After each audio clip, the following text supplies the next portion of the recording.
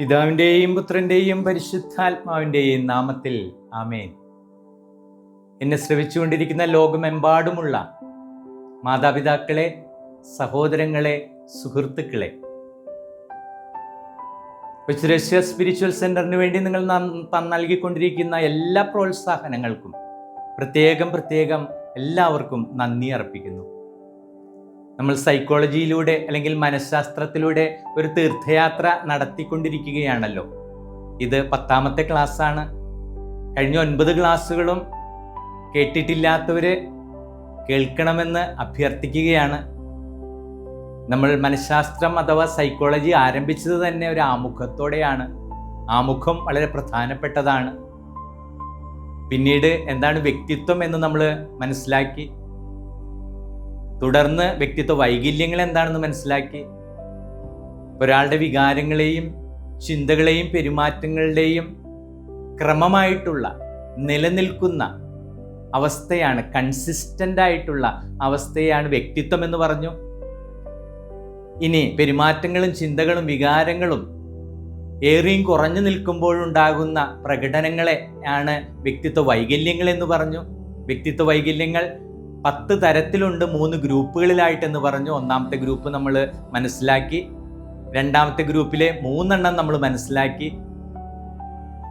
ഇനി 4ാമത്തെ നമ്മൾ ഇന്ന് മനസ്സിലാക്കാൻ പോവുകയാണ്.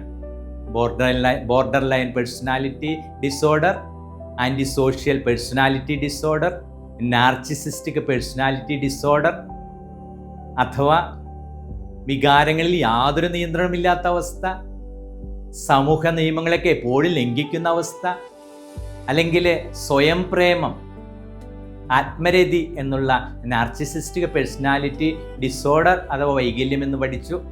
ഇന്ന് നമ്മൾ പഠിക്കാൻ പോകുന്നത്, മനസ്സിലാക്കാൻ പോകുന്നത് ഹിസ്റ്റീരിയോണിക് പേഴ്സണാലിറ്റി ഡിസോർഡറിനെ കുറിച്ചാണ്. ഇതിൻ്റെ വാക്യാർത്ഥം തന്നെ ഇപ്രകാരം തന്നെ ആണ്. എല്ലാവരും തന്നെ ശ്രദ്ധിക്കണം. The centre of attention that I would be, I should be, I will be എന്നൊക്കെ ചിന്തിക്കില്ലേ? ഞാൻ തന്നെയായിരിക്കണം. ഏതൊരു സമൂഹത്തിലും ഏതൊരു ഗ്രൂപ്പിൽ ചെന്നാലും ഈ കുടുംബത്തിലോ ഏതൊരു അവസ്ഥയിൽ ചെന്നാലും എല്ലാവരുടെയും ശ്രദ്ധാകേന്ദ്രം, കേന്ദ്രബിന്ദു ഞാൻ മാത്രമായിരിക്കണമെന്ന് ചിന്തിക്കുന്ന അവസ്ഥയാണ് ഹിസ്റ്റീരിയോണിക് പേഴ്സണാലിറ്റി ഡിസോർഡർ അഥവാ തന്നെ ശ്രദ്ധിക്കണം എന്നുള്ള ആ വ്യക്തിത്വ വൈകല്യത്തിൻ്റെ ഒരു പ്രത്യേകത, ഇതിൻ്റെ സവിശേഷത അതുതന്നെയാണ്. ഏറ്റവും പ്രധാനപ്പെട്ട സവിശേഷത എന്താണെന്ന് ചോദിച്ചാൽ താനായിരിക്കണം എവിടെ ചെന്നാലും അവിടുത്തെ കേന്ദ്ര ബിന്ദു എന്നുള്ളതാണ്. ഈ കേന്ദ്രബിന്ദു ആവാൻ സാധിച്ചില്ലെങ്കിൽ എന്ത് സംഭവിക്കും? നിരാശയാവും, അല്ലെങ്കിൽ ദേഷ്യം വരും, അല്ലെങ്കിൽ അവിടെ നിന്ന് സ്കിപ്പാവും. ഇതൊക്കെ അവരിങ്ങനെ ചെയ്തുകൊണ്ടിരിക്കും. എനിക്കറിയാവുന്ന ഒരു കൂട്ടുകാരനുണ്ട്, അതിസുന്ദരനാണ്. നമ്മളൊക്കെ പേഴ്സണാലിറ്റി എന്ന് പറയില്ല, പേഴ്സണാലിറ്റി എന്നൊക്കെ പറയുമ്പോൾ അദ്ദേഹത്തെ കാണുമ്പോൾ എനിക്ക് തോന്നും പേഴ്സണാലിറ്റി എന്ന വാക്ക് തന്നെ കണ്ടുപിടിച്ചത് അദ്ദേഹത്തെ കണ്ടിട്ടാണെന്ന്. എവിടെ ചെന്നാലും അദ്ദേഹം ഒരു ശ്രദ്ധാകേന്ദ്രമാണ്. ആരും ശ്രദ്ധിക്കും, ആരെയും ആകർഷിക്കുന്ന പെരുമാറ്റ രീതി, സർവോപരി ബാഹ്യാകാരം തന്നെയാണ് കേട്ടോ അദ്ദേഹത്തെ മറ്റുള്ളവരിൽ നിന്നും വ്യത്യസ്തനാക്കുന്നത്. അതുകൊണ്ട് അദ്ദേഹത്തെ പെട്ടെന്ന് എല്ലാവരും ആകർഷിക്കും. സൈക്കോളജിയിൽ സൗന്ദര്യത്തിനൊരു പ്രത്യേകതയുണ്ട് എന്ന് എല്ലാവർക്കും അറിയാമല്ലോ. സൗന്ദര്യമുള്ളവരാണ് സൗന്ദര്യമില്ലാത്തവരെക്കാളും മേഖലകളൊക്കെ കൈ അടക്കുന്നതെന്നാണ് മനഃശാസ്ത്രത്തിൻ്റെ കണ്ടുപിടുത്തം. ഒരുപക്ഷെ ഒരു പ്രഗത്ഭനായിട്ടുള്ള ഒരു ജോലിക്കാരൻ ഒരു സമൂഹത്തിൽ ഉണ്ടായിരിക്കുകയും വലിയ പ്രാഗൽഭ്യമൊന്നുമില്ലാത്ത ഒരു മിടുക്കനും സുന്ദരനുമായിട്ടുള്ള ഒരു വ്യക്തി പ്രസ്തുത ജോലി സമൂഹത്തിൽ ഉണ്ടാവുകയും ചെയ്താൽ പ്രൊമോഷൻ വരുമ്പോൾ സൈക്കോളജിയുടെ കണ്ടുപിടുത്തമാണ് കേട്ടോ, ആ സൗന്ദര്യമുള്ള ആകർഷകത്വമുള്ള അദ്ദേഹത്തിനായിരിക്കും ഭയങ്കര കഴിവുകളുള്ള മറ്റു വ്യക്തിയേക്കാൾ കൂടുതലായിട്ട് സ്ഥാനം കിട്ടുക. ഇത് ഒരു കാലത്തിൻ്റെ ഒരവസ്ഥയാണ്. ഇന്നും ഞാനൊക്കെ ചിന്തിക്കുന്നതും എനിക്ക് ഇത്രയും കാലത്തെ ഗവേഷണങ്ങൾ കൊണ്ടൊക്കെ മനസ്സിലാക്കാനും സാധിച്ചത് അപ്രകാരം തന്നെയാണ്. സൗന്ദര്യമുള്ളൊരു വ്യക്തി സമൂഹത്തിലുണ്ടെങ്കിൽ അവരെ കേൾക്കാനായിട്ട്, ഇനി അവരൊക്കെ എന്തെങ്കിലുമൊക്കെ തെറ്റ് ചെയ്താലും അത് കാര്യമായിട്ടൊന്നും പരിഗണിക്കില്ല. കാരണം അതങ്ങനെയാണ് അതിൻ്റെ കിടപ്പ് എന്ന് പറഞ്ഞതുപോലെയാണ് പ്രസ്തുത കൂട്ടുകാരൻ. എനിക്കറിയാവുന്ന ആ വ്യക്തി ഭയങ്കര നെഗറ്റീവായിട്ടേ സംസാരിക്കുള്ളൂ. എല്ലാവരെയും പുച്ഛിക്കും. ഇനി ആരെങ്കിലും തന്നെക്കാളും മേലേക്കായിട്ട് വരുന്നത് കണ്ടു കഴിഞ്ഞ് കഴിഞ്ഞാൽ എന്തെങ്കിലുമൊക്കെ പറഞ്ഞ് അവനെ അടിച്ചു താഴ്ത്താനായിട്ടുള്ള പരിപാടികളൊക്കെ ചെയ്യും. പക്ഷേ എപ്പോഴും അദ്ദേഹത്തിന് സമൂഹം കൊടുക്കുന്നൊരു വിലയുണ്ട്, ഒരു നിലയുണ്ട്. ആ വിലയും നിലയൊന്നും ഒരിക്കലും മാറില്ല. അതാണ് ഈ പേഴ്സണാലിറ്റിയിലെ ആകാര വടിവിൻ്റെ ഒരു പ്രത്യേകത. സൗന്ദര്യമുള്ളവർക്ക് എപ്പോഴും വലിയൊരു സ്ഥാനം സമൂഹം പതിച്ചു കൊടുക്കാറുണ്ട് എന്ന് നമുക്ക് പറയാൻ സാധിക്കും. സൗന്ദര്യമുള്ളവരുടെ കാര്യം എപ്പോഴും അങ്ങനെ തന്നെയാണ്. അപ്പോൾ അത് തന്നെയാണ് ഇന്നത്തെ ഹിസ്റ്റീരിയോണിക് പേഴ്സണാലിറ്റിയുടെ പ്രത്യേകതയായിട്ട് നമ്മൾ മനസ്സിലാക്കാനായിട്ട് ചിന്തിക്കുന്നത്. നമുക്കറിയാം, രണ്ടാമത്തെ ഗ്രൂപ്പിൻ്റെ പ്രത്യേകതകൾ നാടകീയമായിട്ടുള്ള സ്വഭാവമായിരിക്കും, വികാരങ്ങൾക്ക് ഒരു നിയന്ത്രണവും ഉണ്ടാവുകയില്ല, മറ്റുള്ളവരുടെ ശ്രദ്ധാകേന്ദ്രമായിരിക്കണം. ഈ 3 സ്വഭാവങ്ങളും ഒരുമിച്ച് ചേരുമ്പോഴാണ് രണ്ടാമത്തെ ഗ്രൂപ്പായിട്ട് നമ്മൾ കണക്കാക്കുക. രണ്ടാമത്തെ ഗ്രൂപ്പിലെ 3 സ്വഭാവക്കാരെയും സ്വഭാവ വൈകല്യങ്ങളുള്ളവരെയും നമ്മൾ കണ്ടെത്തി. എന്നാൽ നാലാമത്തെ തരക്കാരായിട്ടുള്ള ഹിസ്റ്റീരിയോണിക് പേഴ്സണാലിറ്റിയെ കുറിച്ച് നമ്മൾ ചിന്തിക്കുമ്പോൾ ഈ 2 നാടകീയത ഉണ്ടാവും, അതുപോലെ വികാരങ്ങൾക്ക് ഒരു നിയന്ത്രണം ഉണ്ടാവുകയില്ലെങ്കിലും ഒപ്പം ഏറ്റവും പ്രധാനപ്പെട്ട ഒരു സവിശേഷതയായിട്ട് നമുക്ക് കാണാനായിട്ട് സാധിക്കുന്നത് അവർ കേന്ദ്രബിന്ദുവായിരിക്കണം എന്നുള്ളതാണ്. അല്ലെങ്കിൽ അവർ തളർന്നു പോവും, അല്ലെങ്കിൽ അവിടെ നിന്ന് സ്കിപ്പാവും, അല്ലെങ്കിൽ ഭയങ്കര മൂഡ് ഓഫ് ആയിരിക്കും. അപ്പം എല്ലാവരും തന്നെ ശ്രദ്ധിക്കണം, എല്ലാവരും തന്നെ നോക്കിക്കൊണ്ടിരിക്കണം, എല്ലാവരും തന്നെ കേട്ടുകൊണ്ടിരിക്കണം. താൻ എന്തു പറഞ്ഞാലും എല്ലാവരും അംഗീകരിക്കണം, ആക്സെപ്റ്റ് ചെയ്യണം. ഇങ്ങനെയുള്ള ഒരു ചിന്താഗതിക്കായിട്ട് വരുന്നവരെയാണ് ഹിസ്റ്റീരിയോണിക് പേഴ്സണാലിറ്റി ഡിസോർഡർ എന്ന് നമ്മൾ വിളിക്കുക. എന്തായിരിക്കാം ഇതിന് കാരണം? അപ്പം നമ്മൾ 10 തരം വൈകല്യങ്ങളെ കുറിച്ച് പറയുമ്പോഴും ഈ 3 ഗ്രൂപ്പുകാരെ കുറിച്ച് പറയുമ്പോഴും പ്രധാനപ്പെട്ട ഒരു കാരണമായിട്ട് പറയുന്നത് എന്താണ്? ജനിതകമായിട്ടുള്ള കാരണം, പാരമ്പര്യമായിട്ടുള്ളൊരു കാരണം, അല്ലെങ്കിൽ ഹെറിഡിറ്ററി ആയിട്ട് വന്നപ്പെട്ട ഒരു കാരണം എന്ന് നമ്മളെപ്പോഴും പറയും. ഇവിടെയും അത് തന്നെയാണ് ഒരു പ്രധാനപ്പെട്ട കാരണം. ഒന്നില്ലെങ്കിൽ അമ്മയോ അല്ലെങ്കിൽ അപ്പനോ അല്ലെങ്കിൽ പപ്പ ഡാഡിയോ ഇവരൊക്കെ ഇങ്ങനെ ഒരു സ്വഭാവത്തിലുള്ളവരായിരിക്കും. എല്ലാവരും തന്നെ ആകർഷിക്കണം, താനായിരിക്കണം കേന്ദ്രബിന്ദു, തന്നെ എല്ലാവരും സ്വീകരിക്കണം, താൻ ഒരു വലിയ ആളാണ് എന്നുള്ളൊരു ചിന്താഗതികളൊക്കെ ഇവർക്ക് എപ്പോഴും ഉണ്ടാകും. അപ്പോൾ ഇത് കുടുംബത്തായാലും അല്ലെങ്കിൽ സമൂഹത്തിലായാലും ഇനി പള്ളിയിലായാലും ഒരു സംഘടനയിലായാലും അല്ലെങ്കിൽ ഒരു ആൾത്തിരക്കുള്ളൊരു സമൂഹത്തിലായാലും ഇവരുടേതായിട്ടുള്ള ചേഷ്ടകളൊക്കെ കാണിച്ചുകൊണ്ടിരിക്കും. എന്തിനാണ്? ശ്രദ്ധ പിടിച്ചു പറ്റുവാനായിട്ട്, എല്ലാവരും അവരെ നോക്കിക്കൊണ്ടിരിക്കുവാനായിട്ട്, എല്ലാവരും അവർ പറയുന്നത് കേൾക്കുവാനായിട്ട്. അപ്പൊ താങ്കള് ആരോ ആണെന്നൊരു ചിന്ത വരില്ലേ? ഇത് തന്നെയാണ് ഈ ഹിസ്റ്റീരിയോണിക് പേഴ്സണാലിറ്റിയുടെ ഒരു വലിയ പ്രത്യേകത തന്നെ. സ്വാഭാവികമായിട്ടും അവർക്കൊരു ആകർഷണീയത ഉണ്ടാകുമെന്നുള്ളത് വസ്തുനിഷ്ഠമായിട്ടുള്ളൊരു കാര്യമാണ്. അപ്പോൾ ഇത് ഒരുപക്ഷെ അപ്പനിൽ നിന്ന് അല്ലെങ്കിൽ അമ്മയിൽ നിന്ന്, നമുക്കറിയാം 4 തലമുറയുടെ പാരമ്പര്യം, രക്തത്തിൻ്റെ അവസ്ഥയാണ് നമ്മളിങ്ങനെ പറയുന്നത്. ആ 4 തലമുറയിൽ ചിലപ്പോൾ അപ്പൂപ്പനായിരിക്കാം, അല്ലെങ്കിൽ അതിനു മുമ്പുള്ളൊരു തലമുറയായിരിക്കാം, അല്ലെങ്കിൽ അതിനു മുമ്പുള്ളൊരു തലമുറയായിരിക്കാം. ഇങ്ങനെ 4 തലമുറയുടെ ഒരു പാരമ്പര്യം ഉണ്ടായിരിക്കും ഏതൊരു പേഴ്സണാലിറ്റി വൈകല്യത്തിൻ്റെയും ഏതൊരു പേഴ്സണാലിറ്റിയുടെയും പിന്നിൽ. അപ്പോൾ ഇവിടെയും അങ്ങനെ ഒരു യാഥാർത്ഥ്യം, അയ്യോ എൻ്റെ അപ്പനും അമ്മയ്ക്കോ അല്ലെങ്കിൽ അവൻ്റെ അപ്പനും അമ്മയ്ക്കോ ഒന്നൊരു കുഴപ്പമില്ലല്ലോ, പാവപ്പെട്ട മനുഷ്യരാണ്, വളരെ സ്നേഹമുള്ളവരാണ്, അവർക്ക് ആരും ആകർഷിക്കുന്നില്ല, പക്ഷെ ഇവനെ മാത്രം ഇങ്ങനെ എന്തായിപ്പോയി. എറിക് ബെർനെ പറയും, നമ്മളുടെ ജീവിതത്തിലെല്ലാം നമ്മളൊരു ഹീറോയെ കണ്ടെത്തുന്നു. അതായത് നമ്മുടെ ജീവിതത്തിൽ എല്ലാവരുടെ ജീവിതത്തിലുണ്ടാവും ഒരു ഹീറോ.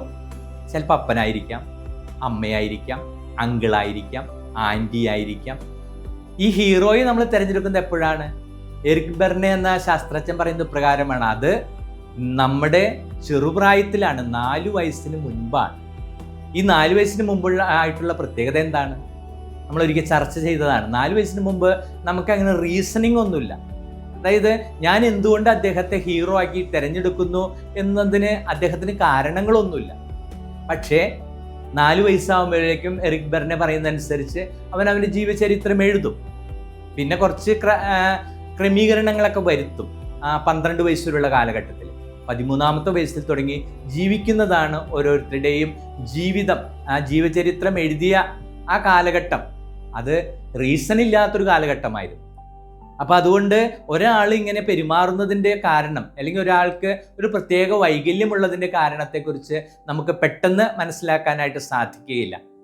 സിഗ്മണ്ട് ഫ്രോയിഡ് പറയില്ലേ, 1939 കാലഘട്ടങ്ങളിൽ ജീവിച്ച വ്യക്തിയാണ്. അദ്ദേഹം പറയുന്ന ഒരു കാര്യമുണ്ട്, ബോധ മനസ്സ്, ഉപബോധ മനസ്സ്, അബോധ മനസ്സ്. അപ്പൊ നമ്മൾ എന്താണ് ഇങ്ങനെ പെരുമാറുന്നതിനുള്ള കാരണം എവിടെ ഉണ്ടായിരിക്കും? നമ്മുടെ അബോധ മനസ്സിലായിരിക്കും. അബോധ മനസ്സിലുള്ള ഒരു കാര്യത്തെ സാധാരണ ഒരു കൗൺസിലറിനോ അല്ലെങ്കിൽ ഒരു സൈക്കോളജിസ്റ്റിനോ ഒന്നും പുറത്തെടുക്കാനായിട്ട് സാധിക്കില്ല. എന്നാൽ ഒരു സൈക്കാട്രിസ്റ്റിന് സാധിക്കും.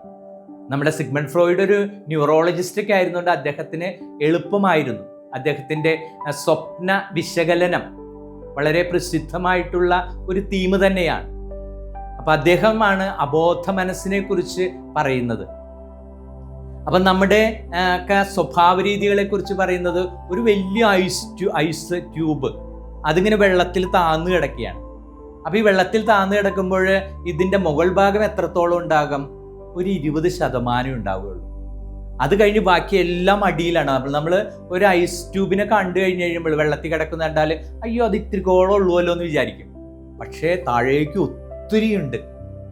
ഇതാണ് നമ്മുടെ സിഗ്മണ്ട് ഫ്രോയിഡ് ഒരു വ്യക്തിയുടെ അബോധ മനസ്സിനെ കുറിച്ച് പറയാനായിട്ട് പറയുന്നൊരു ഉദാഹരണം. അപ്പോൾ കാണുമ്പോൾ ഒരു കൊച്ച്, പക്ഷേ അടിഭാഗത്തേക്ക് വെള്ളത്തിൻ്റെ അടിഭാഗത്തേക്ക് അത് വലിയ വിശാലമായിട്ടുള്ള ഒരു ഐസ് കട്ട തന്നെയാണ് എന്ന് പറഞ്ഞതുപോലെയാണ് നമ്മളറിയാത്ത ഒരു വലിയ ചരിത്രം നമ്മളുടെ ജീവിതത്തിലുണ്ട്. ഒരു സൈക്കാട്രിസ്റ്റിന് അല്ലെങ്കിൽ സിഗ്മണ്ട് ഫ്രോയിഡ് പോലെയുള്ള ഒരു ന്യൂറോളജിസ്റ്റിന് അല്ലെങ്കിൽ പ്രത്യേകമായിട്ട് ഇതിന് സ്പെഷ്യലൈസ്ഡ് ചെയ്ത് പഠിച്ച ഒരു സൈക്കോളജിസ്റ്റിനൊക്കെ ഇത് കണ്ടെത്താനായിട്ട് സാധിക്കും. അപ്പം എന്തുകൊണ്ടാണ് ആ വ്യക്തി വൈകല്യമുള്ള ആ പ്രത്യേക വ്യക്തി അല്ലെങ്കിൽ മറ്റൊരു വ്യക്തി അങ്ങനെ പെരുമാറുന്നത് എന്ന് ചോദിച്ചു കഴിഞ്ഞാൽ നമുക്ക് മനസ്സിലാക്കാൻ സാധിക്കുന്നതും അതുതന്നെയാണ്. അതായത് എന്തുകൊണ്ട് അങ്ങനെ അദ്ദേഹം ആയിത്തീർന്നു, പെരുമാറുന്നു എന്നുള്ളതിന് നമുക്ക് പ്രത്യേകമായിട്ട് ഒരു ഉത്തരമൊന്നുമില്ല. പക്ഷെ ഉത്തരം കണ്ടെത്താനായിട്ട് സാധിക്കുന്ന കുറേ മാർഗങ്ങളൊക്കെ നമ്മളുടെ ആധുനിക ലോകം കണ്ടെത്തിക്കൊണ്ടിരിക്കുന്നുണ്ട്. ഇപ്പോഴും ഞാൻ പറയുന്ന ഒരു കാര്യമുണ്ട്, നമ്മൾ ആരെയും വിധിക്കാനല്ല നമ്മൾ സൈക്കോളജി പഠിക്കുന്നത്. അമേരിക്കൻ സൈക്കാട്രിക് അസോസിയേഷൻ്റെ DSM ഇപ്പം 5ാമത്തെ എഡിഷൻ്റെ ടെക്സ്റ്റ് റിവിഷൻ നടന്നുകൊണ്ടിരിക്കുകയാണ്.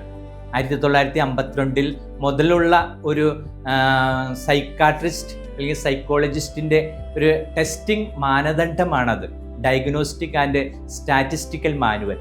അല്ലാതെ ലോകാരോഗ്യ സംഘടനയുടെ ICD ഉണ്ട്, ഇൻ്റർനാഷണൽ ക്ലാസിഫിക്കേഷൻ ഓഫ് ഡിസീസസ്. ഇത് രണ്ടുമാണ് ഒരു വ്യക്തിക്ക് എന്തെങ്കിലും മാനസിക വൈകല്യമുണ്ടോ, അല്ലെങ്കിൽ അത് ലഘുവാണോ, കഠിനമാണോ, മൈൽഡാണോ, അതോ സിവിയർ ആണോ എന്നൊക്കെ മനസ്സിലാക്കാനായിട്ട് സാധിക്കുന്നത്. അപ്പം നമുക്കൊരാളെ കണ്ടു കഴിയുമ്പോൾ ഇപ്പോൾ ഹിസ്റ്റീരിയോണിക് പേഴ്സണാലിറ്റിയെ കുറിച്ച് അച്ഛൻ പറഞ്ഞത് കേട്ടുകൊണ്ടിരിക്കുമ്പോൾ ഒരു പക്ഷെ തോന്നും ഇത് ആ വ്യക്തിക്ക് അല്ലെങ്കിൽ മറ്റേ വ്യക്തിക്കൊക്കെ ഉണ്ടല്ലോ എന്ന് തോന്നാം. ഒരുപക്ഷെ ന്യായമായിട്ടും നമുക്ക് അതിന് ന്യായീകരണങ്ങൾ ഉണ്ടാകാം. പക്ഷേ നമ്മൾക്ക് രോഗനിർണയം ചെയ്യാനുള്ള ഒരു അവകാശവും സൈക്കോളജി അനുവദിക്കുന്നില്ല. എല്ലാ ക്ലാസ്സിലും ഞാൻ പറയുന്ന ഒരു കാര്യമാണ്. അതിനാണ് ഈ DSM-5 എന്ന മാനദണ്ഡവും അതുപോലെ ICD എന്നുള്ള മാനദണ്ഡവും ഒക്കെ ലോകാരോഗ്യ സംഘടനയും അമേരിക്കൻ സൈക്കാട്രിക് അസോസിയേഷനും ഒക്കെ നമ്മൾക്ക് നൽകിയിരിക്കുന്നത്. അപ്പോൾ എങ്ങനെയാണ് ഒരവസ്ഥ വൈകല്യമായിട്ട് തീരുന്നത് എന്ന് ചോദിച്ചു കഴിഞ്ഞാൽ, ഹിസ്റ്റീരിയോണിക് പേഴ്സണാലിറ്റി ഡിസോർഡറിനെ കുറിച്ച് പറയുമ്പോഴും അതൊരു വൈകല്യമായി തീരുന്നത് എപ്പോഴാണ്? അത് എനിക്കും എൻ്റെ കുടുംബത്തിനും എൻ്റെ സമൂഹത്തിനും ഞാനായിരിക്കുന്ന മേഖലകൾക്കും ദോഷമായിട്ട് ഭവിക്കുമ്പോഴാണ്. അപ്പം നമുക്കെല്ലാവർക്കും എന്തെങ്കിലും വൈകല്യങ്ങളൊക്കെ ഉണ്ടാകും, തീർച്ചയായിട്ടും നമുക്കുണ്ടാകാം. ഉണ്ട് എന്നല്ല കേട്ടോ, ഉണ്ടാകാം. അത് പക്ഷേ എനിക്കോ, എൻ്റെ പ്രവർത്തനങ്ങൾ മേഖലയ്ക്കോ, എൻ്റെ കുടുംബത്തിനോ, എൻ്റെ കുടുംബ സാഹചര്യങ്ങൾക്കോ, എൻ്റെ തൊഴിൽ മേഖലകൾക്കോ, അല്ലെങ്കിൽ ഞാനായിരിക്കുന്ന സമൂഹത്തിനോ അസ്വസ്ഥതയും ബുദ്ധിമുട്ടും ഉണ്ടാക്കുമ്പോഴാണ് അതൊരു വൈകല്യമായിട്ട് തീരുന്നത്.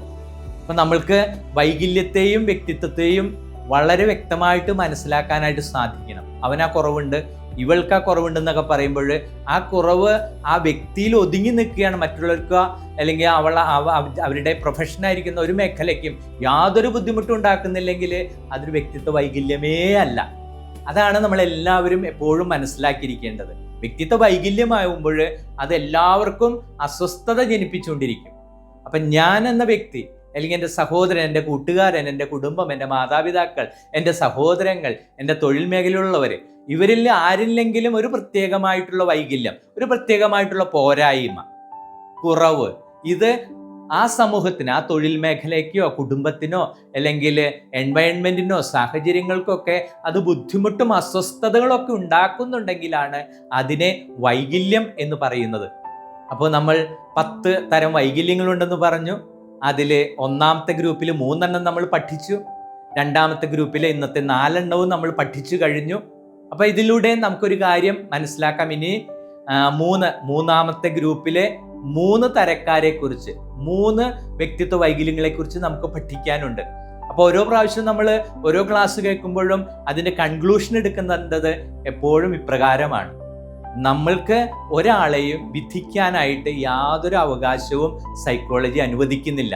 അപ്പം പിന്നെ ഞാനിത് പഠിക്കുന്നത് എന്തിനാന്ന് വെച്ചാൽ എനിക്ക് മനസ്സിലാക്കാൻ സാധിക്കാൻ വേണ്ടിയാണ്. ഞാൻ എത്രത്തോളം മനസ്സിലാക്കുന്നുവോ അത്രത്തോളം ഞാൻ എന്നെ മനസ്സിലാക്കിക്കൊണ്ടിരിക്കും. എന്നെ മനസ്സിലാക്കുമ്പോൾ ഞാൻ എൻ്റെ കുറവുകളും എൻ്റെ പോരായ്മകളും എൻ്റെ പരിമിതികളും എൻ്റെ മാനുഷിക ബലഹീനതകളൊക്കെ ഞാൻ മനസ്സിലാക്കും. എനിക്കങ്ങനെ മനസ്സിലാക്കുന്നത് വഴി മറ്റുള്ളവരെ സഹായിക്കാനായിട്ട് എനിക്ക് സാധിക്കും. എപ്പോഴും വിധിക്കാനല്ല, സഹായിക്കാനായിട്ട് നമ്മളൊരു ഉപകരണമായിട്ട് തീരുമ്പോഴാണ് സൈക്കോളജി നമ്മുടെ ജീവിതത്തിൽ ഫലപ്രദമായി എന്ന് പറയുവാനായിട്ട് നമുക്ക് സാധിക്കുക. ഇപ്പം ഇന്നത്തെ ക്ലാസ്സിലും നമ്മൾ ഒരുപാട് കാര്യങ്ങൾ പറഞ്ഞു. ലൈക്ക് ചെയ്യണം, ഷെയർ ചെയ്യണം, സബ്സ്ക്രൈബ് ചെയ്യണം. നമ്മുടെ കൊച്ചു തെരേസ സ്പിരിച്വൽ സെൻ്ററിനെ മറ്റുള്ളവരിലേക്കൊക്കെ എത്തിക്കണം. ആ വലിയ ഉത്തരവാദിത്വം, ആ വലിയ ആഗ്രഹം നിങ്ങളിലേക്കും ഞാൻ പ്രകടിപ്പിക്കുകയാണ്, അഭ്യർത്ഥിക്കുകയാണ്, അപേക്ഷിക്കുകയാണ്. സർവശക്തനായ ദൈവം നിങ്ങളെ, നമ്മെ സമൃദ്ധമായി സമൃദ്ധമായി അനുഗ്രഹിക്കട്ടെ എന്ന് പ്രാർത്ഥിക്കുന്നു. പിതാവിൻ്റെയും പുത്രൻ്റെയും പരിശുദ്ധാത്മാവിൻ്റെയും നാമത്തിൽ ആമേൻ.